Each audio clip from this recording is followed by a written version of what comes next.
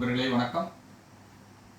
அதர்வண வேத ஆராய்ச்சி மையத்தின் சார்பாக உங்களை அன்புடன் வரவேற்கின்றேன். இன்று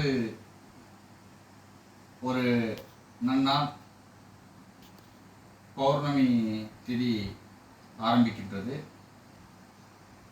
இந்த பூர்ணச்சந்திர நாளாளில் அனைத்து ஆன்மீக அன்பர்களுக்கும் எல்லா நலமும் வளமும் பெற்று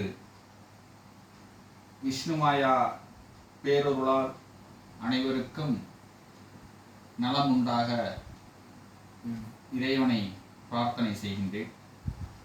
அன்பர்களே, நமது பிரதான உபாசன தேவதையாகிய விஷ்ணுமாயா சுவாமி அனைத்து பிரச்சனைகளையும் தீர்த்து தகுந்த பரிகார பூஜைகள் மூலமாக உங்களுடைய வாழ்வில் ஏற்படக்கூடிய அனைத்து பிரச்சனைகளையும் தீர்வுகள் ஏற்படுத்தி தரும்.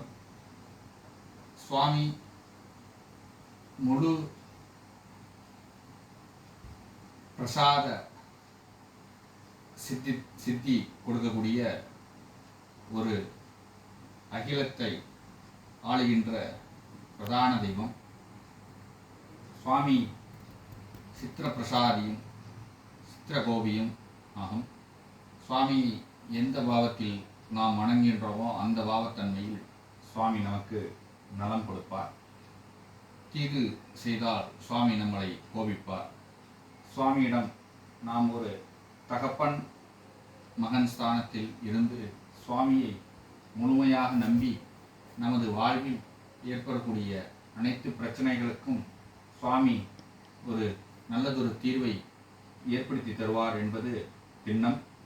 இன்று இந்த இடத்தில் நான் இந்த அளவு இருக்கிறேன் என்றால் அதுக்கு முக்கிய காரணம் சுவாமி விஷ்ணுமாயன் சுவாமினும், தாய் மூகாம்பிகை, சுவாமி நரசிம்மர், உடுப்பி கிருஷ்ணர், அனைத்து தெய்வங்களும், கருங்குட்டி சாத்தான், படையட்சணி அம்மா, மாடன் சுவாமி, அனைத்து தெய்வங்களும் எங்களை காத்து எங்களுடைய அனைத்து அன்பர்களுக்கும் எங்களால் பரிகார பூஜைகள் சுவாமியினுடைய திருவருளால் செய்து கொடுக்கின்றோம்.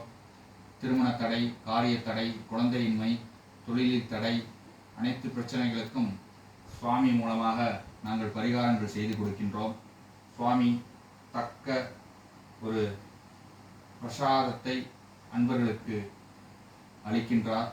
சுவாமி இந்த பூலோகத்தை காக்க வந்த கலியுக தெய்வம்.